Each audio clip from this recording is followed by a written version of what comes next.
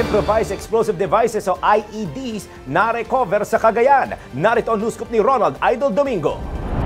Matagumpay na na-recover ng 95th Infantry Battalion, Gonzaga Police Station at 203rd Maneuver Company ang mga kagamitang pampasabog sa Sitio Tagcar, Barangay Iska, Gonzaga, Cagayan. Kabilang sa mga kumpiska ang 38 unit na improvised explosive device, 4 na improvised blasting machine, 5 remote controllers, at 5 metrong stranded wire.